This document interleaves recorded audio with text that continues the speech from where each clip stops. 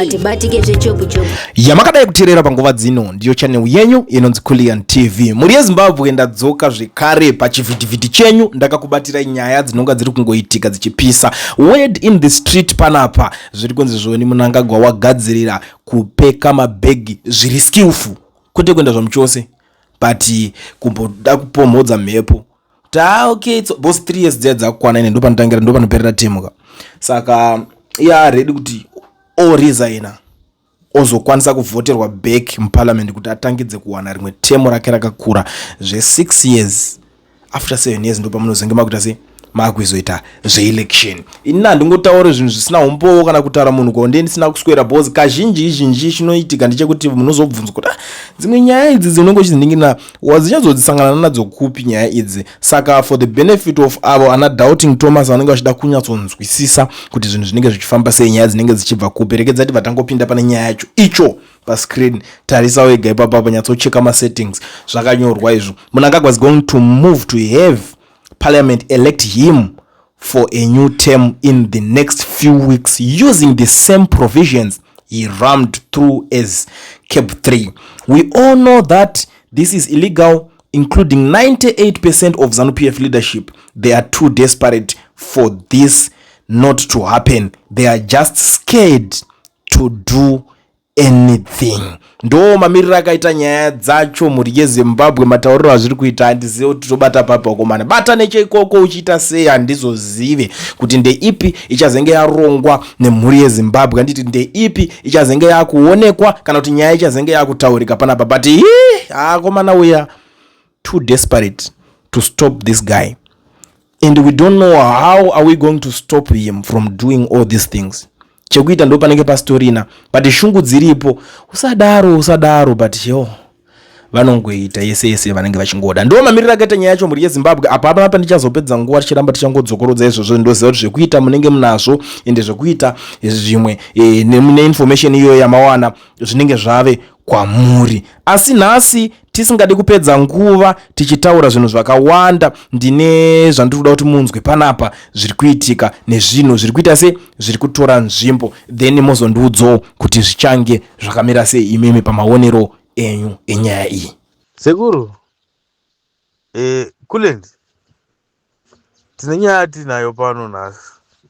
Kungotaurawo hedu sevanhu vari kuonawo nyika nezviri kuitika. Zviri kuitika saka kuti tangosarudzwa here kuti noga timboitewo madiscussion tichiwana hedu kuseredzera sesande kana tichizomukira hedu mabasa mangwana. Waibata. Inzwaika pane nyaya yehondo yeminda. Sekuru, pane nyaya yehondo yeminda iri kuitwa kuZimbabwe kuti minda munhu unoziva kwaukabva. Minda yakutorwa.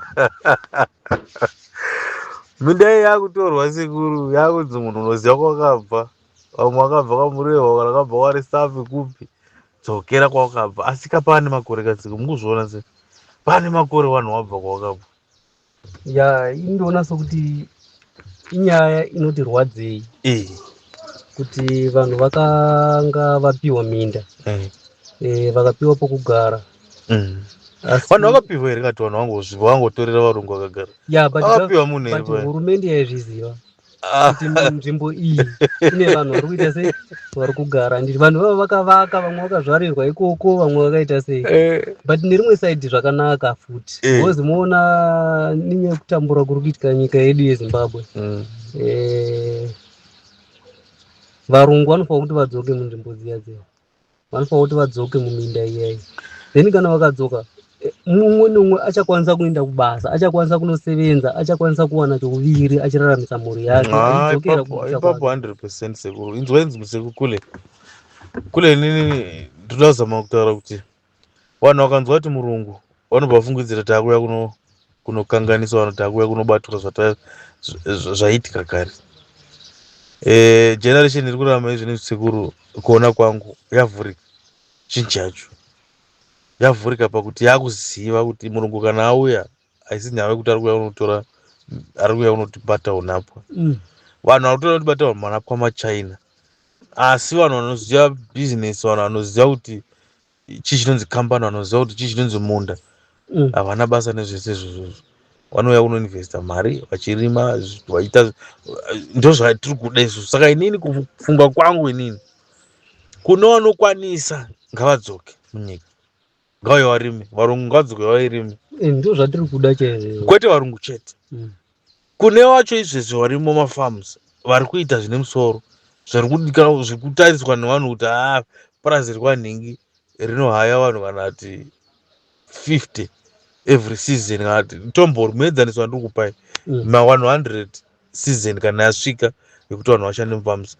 There's no problem, hurumende ngaipatarisa vanhu vafana neivavo ngavaiti, kwete zvekuti hatisi kuda vanhu vari kuzoda kuti varoda kubatsirwa nehurumende kuti hanzipei mari tirime mafarms, ndo vanhu vatisiri kuda. Saka varungu ngavadzoke varime mawaisimborima.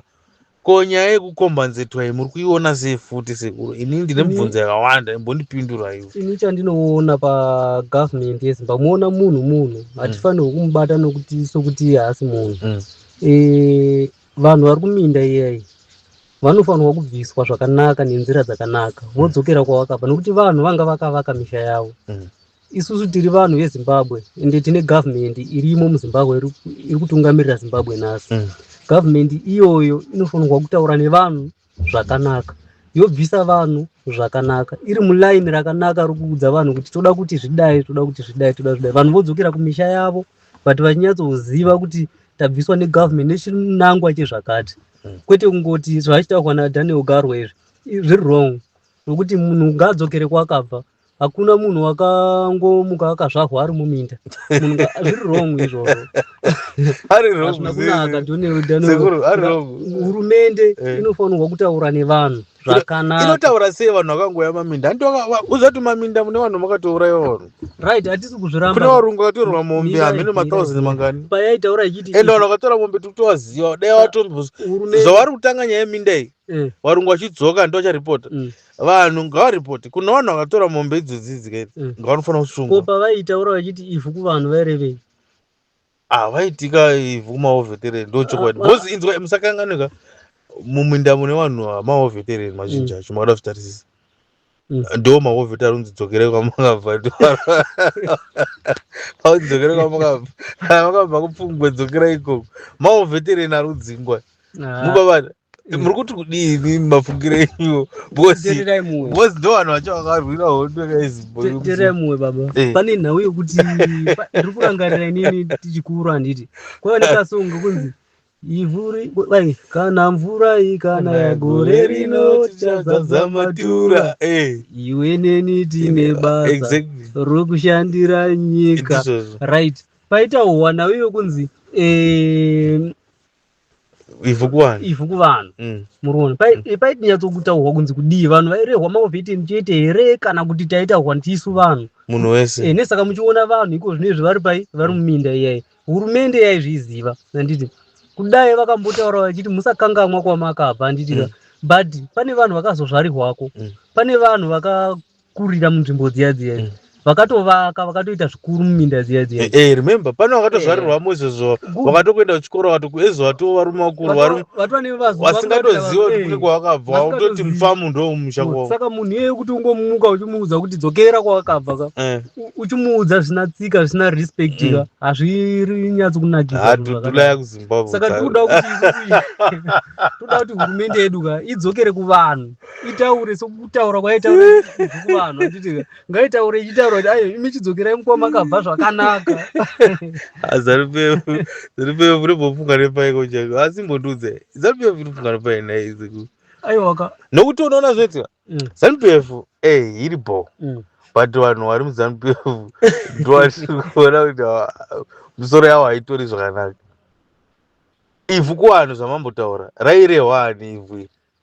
Tisu tairehwa. Ko zvino raakudzoserwa futi kunzi munhu dzokera kwawakabva, raakusara rivhu raiti kuwana. Kudzokera kwatakabva hatirambi, tofanirwa kudzokera. Patifanirwa kudzokera zvinechi zvine respect handiti. Zvokuti kana ukasvika pafamu remunhu oranga achigara paminda yanga achigara handiti, svikai motaura navo zvakanaka, iko zvinezvi takuda kuti minda iyi ichitanga kusevenza nenzira iyi, ichitanga kudai so vanhu vawane mabasa. Saka tiri kudzosa varungu vaiva munzvimbo idzi kudhara handiti. zvinhu zvinosunungurawe zvazvizonyanyi kutsamwisa, kwete kungoti dzokera kwawakabva unokuziva unangomuka wakazvarirwa mumunda zvokutaura Daniel Gahwe hazvina kunaka zvoniyo. But kaidzoka sekuru havasi vega vari kudzingwa bhozi vanhu vazhinji vachadzingwa vanhu vasina masimba. Kuna vanhu vari muhurumende maovhetena ane minda vachadzingwawo here bhozi uno vanhu vasi kutorima minda yaya makaenda nebhindura road muchinda muchibva mahara nebhindura road kune mafarms asingatorimwa anotonzi rondera nhengi matop official people anotorima imomo nevamwe ngavatorerwewo basi hatitoda kunzwa vanhu vari kutorerwa minda vechidiki kana kuti vasina mari kana kuti vasina mazita anozikana. Tikudawo nevavo vane mazita akazikana vasiri kurima vatorerwawo minda iyi. Minda idzoseri kuno vanhu inhanzi kuramba kuti vanhu vatore minda hainhanzi kuramba bhozi chatikuda isusu kuti nyika iinde kumberi.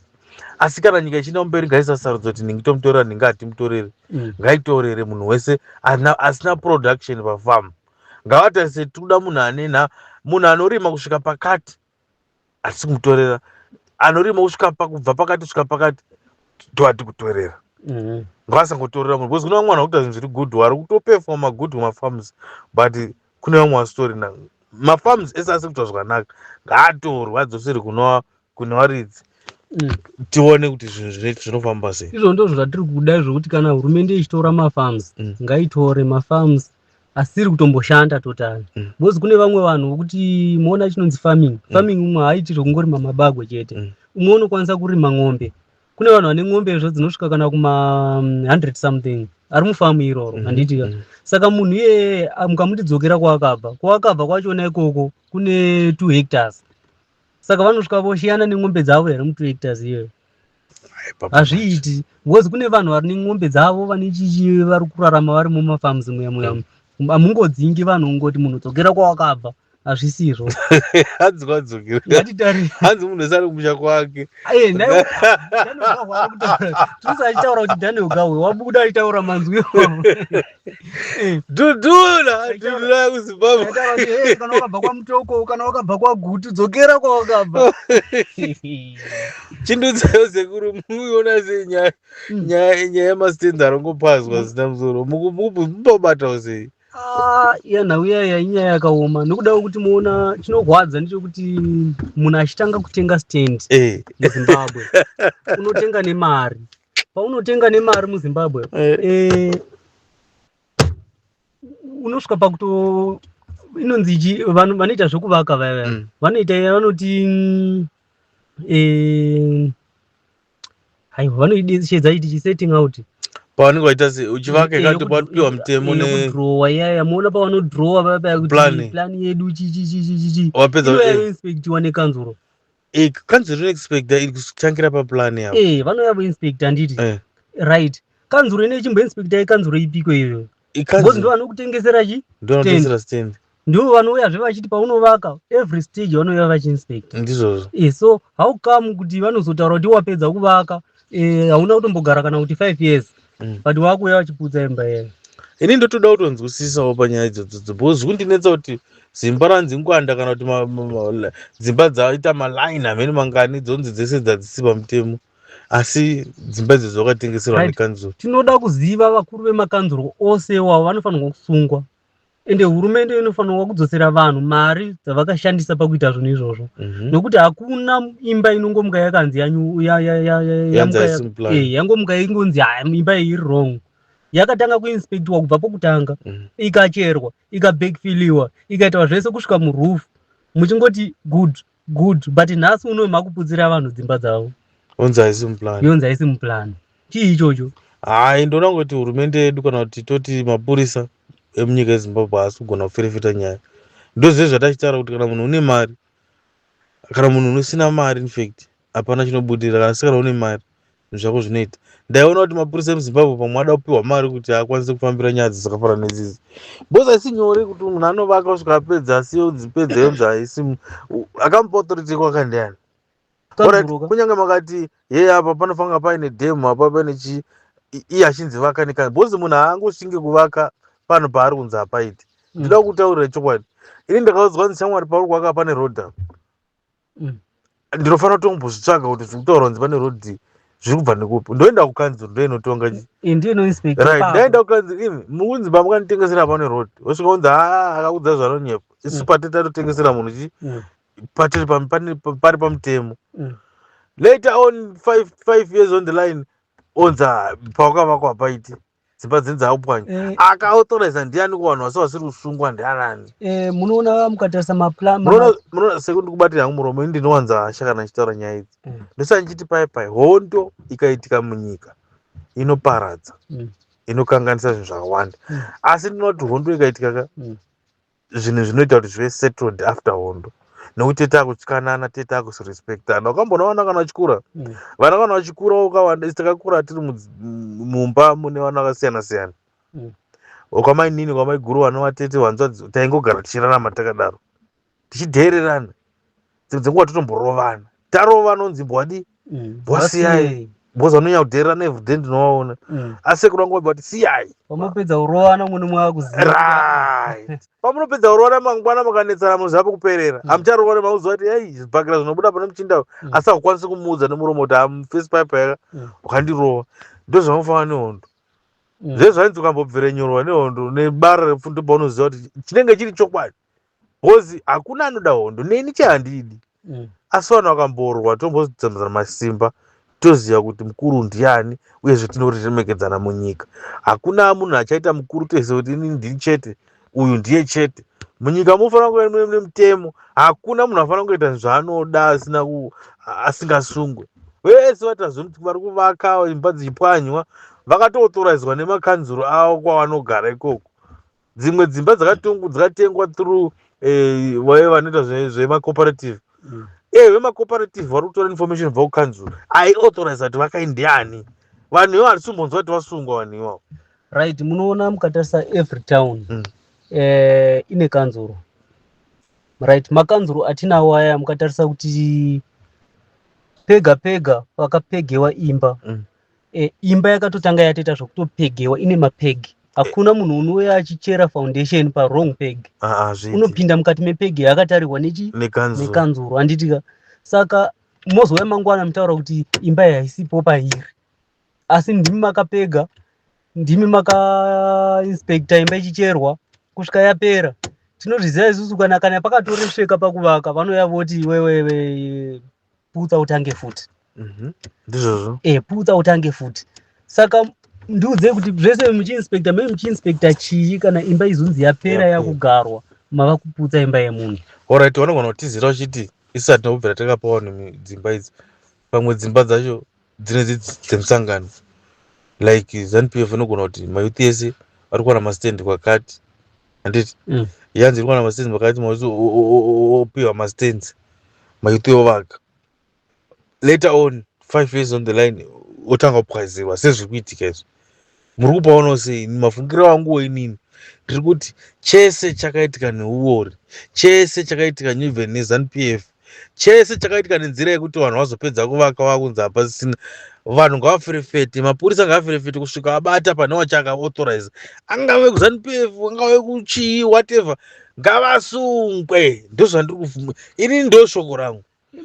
Vanhu vakasungwa Zimbabwe inonaka mani dambudziko riri kuitika zvese zvokuti ZANU-PF ezvazoti tiri kuvenga zita ZANU-PF is wrong because of vanhu ari muZANU-PF sei zvanga zvisingaitike zvimwe zvacho nguva yaMugabe panguva yaMugabe paitengwa magenuine stands iye zvezvi unototya kutenga stand muzvasiku unototya kutenga stand uraenda kaitenga kanzi aisiwa mutemo utozodima ngwana munoona kutaura achagone that's why uri kuona vanhu mazuva ano prefer kuti munhu developa musha kwako bosi musha kwako une short apa ndepangu apa ndipamba pasekuru wangu ngandivake imba ndipedza tese nini handisina basa nestand mara ndoidi ndonovaka kumusha now tiri kudevelopa musha kwedu mareserva handisi kuti ndiri kuinfluensa vanhu kuti vaende kudzimba kumwe musha kwavo asi nditaura nini zvandiri ndinotya kubirwa bhozi handina mari yekuzovaka futi endai kumusha kwenyu kumamisha siyana neharare harare haisi yedu matowns ese haasi edu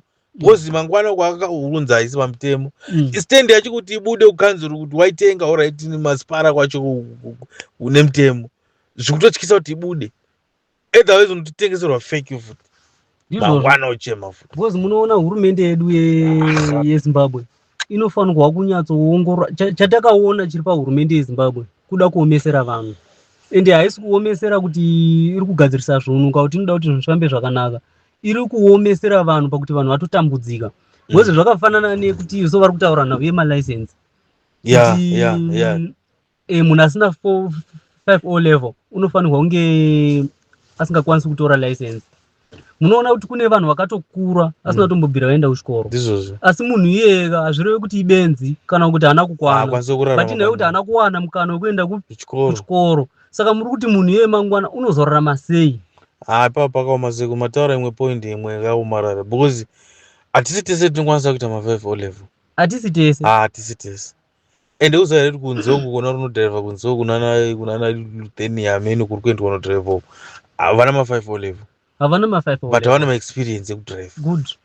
Why nhasi zvakunzi 5O level? Ona takudzokera panguva yemitero yatakarwirwa nevanhu panguva yana Smith kunzi tiri kubhadhariswa imbwa mitero. muHarare chaimo kuti mupinde muHarare maitirwa chitupa. Ndo zvoda kuitika izvo.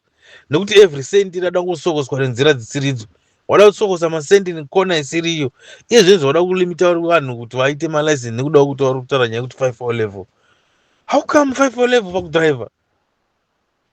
Pakudhiraivha kunoshamisei kudhiraivha? Alright, ko anenge atenga mota yake urati achakwanisa ere kudhiraivha?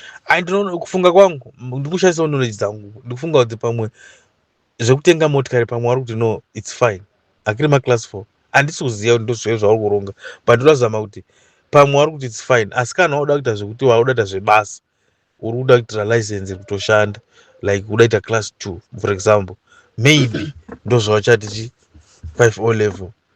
Maybe mota diki dzakaita sekuti munhu azvitengerawo pamwe hatisi kuziva. But inzwaika baba, vakati ivo munhu asina 5O level akwanisi kutora license. Kureva kuti license kana vangotaura vachidaro license is a license. Ripi racho? Right, havana kuritaura kuti license ripi. Kureva kuti license is a license haukwanisi. Saka munhu akatenga mota yake haakwanisi kudhiraivha asina 5O level. Zvakafanana nokunzi munhu asina 5O level haakwanisi kuita mupurisa. Handiti hatizotarisi kuti 5O level including maths here, including what.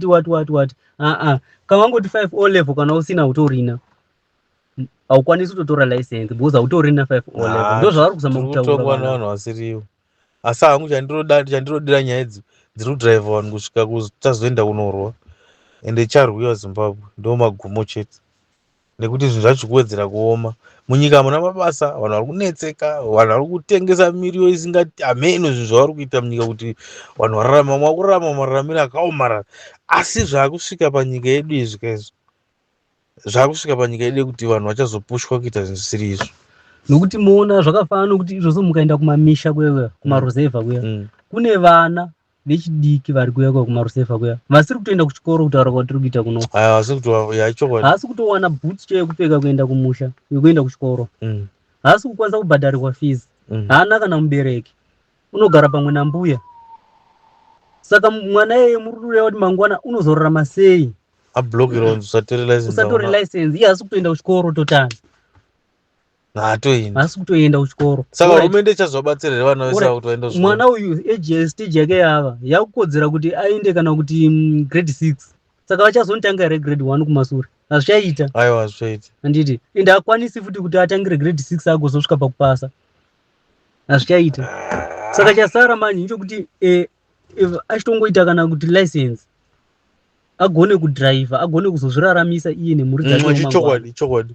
Chokwadi unoona kuti mubereki akapererwa nemwana wake afoira zvese chinhu chaanokwanisa kumuitira kuti no mwanangu zvese wafoira ndazviandastenda but ndikuona kuti wewe talenti rako rakarerekera mukudhiraivha unoda chaizvo motikari chienda unotora license sure vamwe vari kutonotora license vamwe vatori kunze kwedzinyika vari kudhiraivha mabhazi matraki makampani nokuti because kudhiraivha sometimes chipo kudhiraivha ndizvozvo. Kuna mwana kutoti wamupa mota nyangwe 10 years zvawakamusiya achidhiraivha last year ndo zvaanongoita this year because hazvisi maari. Because mangwana akamuona government yedu kana ikaramba ichiita izvi mangwana ichapedzisira yotaura kuti hakuna mwana unotamba bhora kana asina 5O level. Zvichaitika. Hakuna unotenderwa kutamba. Ndo paya panataura kuti mitemo yakuiswa muZimbabwe ndeyekuomesera vanhu. Hazvisi izvo. Ngatione tione kuti zvakuda kunyanya izvi. Zvakuda kunyanya zviri kukonzereswa nemhaka yekuti munyika yedu medu hamusina industry dzinobhadhara mataxi, hamusina mafarms anobhadhara. Handiti mafarms achakatorwa nemaveterans kuru, maveterans kufungidzira anobhadhara taxi, vakabatana vakaita 10 vanotaura kuti tisati bhadhari, tiri maveterans isu hatibhadhari. Mumatogeti umu tarise togeti zvakanaka, munoti rodi twakapfumbira nepasaidhi petogeti tinopinda hani ndetwanani. Togeti rakaiswa kunzi munhu wese anofura achibhadhara mari opfuura, but unozoona kakarodi kakapfumbira kana matombo kakapfumbira kana matombo mairi kwakuti ninga akauya anovhurirwa matombo mairi audi odarika. Semutemo uri kungorerekera kuvanhu vamwe chete, kusaidhi rimwe chete usingarerekeri vanhu vese. Ndo zviri kutuma vanhu kuti vaite zvese izvi, bhozi vada kutsvaga mari every corner. Wanzi zvabudira zvavakuita izvi, handova kutosunga vanhu vasina ma5 level. Hauna 5 level wai kudrive. Bhozi uchati wafunzwa license, wakuisa kukoti, waubviswa mari, wabviswa fine, wadini, mari dzese dzakupinda muhurumende. Saka kureva here imi kuti kana wakudrive manje ngati unayo 5 level, unofanira kufamba nayo here ipapa uchikuita kuti ubudise license rako zvisine 5 level. Pamwe uchapiwa kadhi runzi ane 5 level. Hurumende yedu. Tina vanhu varume. Kutonga nyika kusvika pakuti muna 5 level kudrive. Shame. Zvinoshamisa izvi. Varume, ngatitei plani munyika yedu yeZimbabwe yani. Ngatibatsiranei kufunga. Tisitope zvinhu zviri kuitika izvi. That is nonsense. That is nonsense. Nonsense cheche. Try by all means kuti zvinhu zvivhagwe izvi. Nonsense. Kana ivo vachizonzwa vakuru ava vehurumende dzedu idzi, zvimwe zvinhu ngavaiti vachisvoda. Havasi kunyara. Havasi kunyara ende vakutozvitutumadza unazondiwa neyese, but hazvisizvo. Chawataura chese wakutoona kuti ndo chinoita. Hakuna munhu anovapikisa, that's why vakuita zvese. Hakuna munhu unogona kuti vanoti tisu tine yese. Vari kudhiraivha kuti tiite zvinhu zvakaipa munyika yeZimbabwe. Hatidi kuda ita zvinhu zvakaipa. Toda kuvaremekedza, but ivo ngavatiremekedzewo. Tiri vanhu tese, tiri kuzvara vana vedu, pfungwa dzedu hadzina kufanana, but tinoita kuti titese tiraramise vana vedu. Kana vakutadza kubuda une 5 O levels, tinomutoresa zvinhu zvakafanana nemalicense. Ndizvo kwanza kurarama iye nemhuri yake. Ndizvo chaizvo. Uko zvino izvi mutoriro uri kuwanda, vanhu vari kushuta zvakasiyana siyana, maguluchi zvinhu zvakasiyana izvi zvinova zvinokuvadza future yevana. Zviri kukonzerwa nokuti muri kuvavharira mimwe mikana. Ichocho ndochokwadi. Hatifaniri ichocho ndochokwadi. Ndochokwadi. Kune vana izvo vasiri kuenda kuchikoro kutaura kwatiri kuita kunongo, but aifa kunge achienda kuchikoro nekuda kwokuti haana vanomubhadhara maschool fees. Hurumende yekuZimbabwe inoda kuti munhu abhadhare school fees, but school fees ise hurumende yaifa kutoisa free education kuti mwana wese akwanise kuenda kuchikoro. Wakati nyepera munanga kuti hanzi next year kune kwane free education. Mucharangarira zvugorere kune kwane free education. Dekwa kune free education ya. But nanhasi hatisiona free education. Dai wakangoti hawo free education yacho ngaichiwe valid kune vana vasina vanogona kudi kuchengeta. Zvaitova zviri nani. Kuna vanokwanisa hawo kuchengeta ngwadi ngwabhadhara school fees zvakanaka. Woselecta vana vanoselecta kuti ava vangawaendeswe nehurumende. Vari kuti kune maorganization akafanana nahanzichi BEAM. But BEAM ukaenda yakapedzera kushanda neBEAM.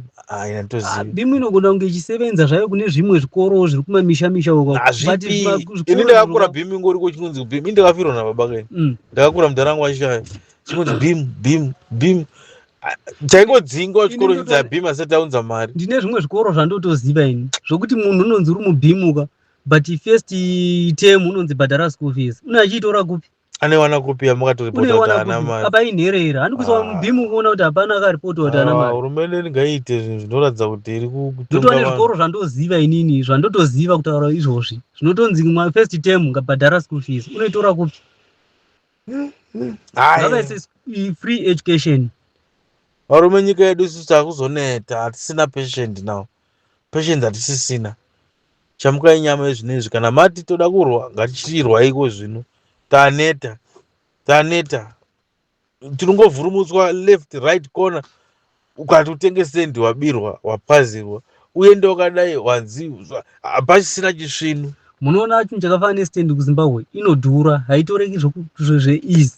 Haiwaniki stendi. Unouya kuSouth Africa, wauya kuSouth Africa, uri kutukwa every day. Uri kuunganidza mari yekutenga stendi, uri kuunganidza mari yekuti uvake, wouya woputsirwa. Saka hatisi kuziva kuti tiri kuwirirana here kana kuti kwava kurwadzana chete naugarwa kuti dzokera kwawaka akutidzokera kwawakabva. hatina hurumende Vakomana ka hatina hurumende Garwe Daniel Garwe wadzokera wadzokera kwawakabva. kwakabva hakuna munhu asina kumusha Chero wakabva kwaZapi kudzokera kwawakabva. Hi there. If you're watching Kulian TV, you're obviously smart.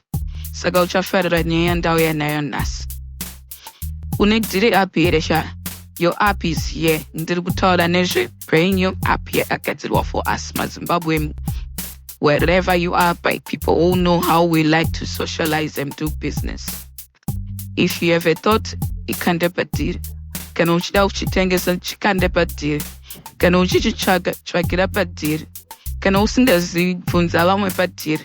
Diri is written in Shona and we have a Ndebele version coming soon. Saka mnatiitambire sendakayedu. Don't be left behind. Enda pa Play Store unotora Diri app yako nasi. If you are not on Android, enjoy Diri on the web at www.diri.co.za. Pindam Diri nasi.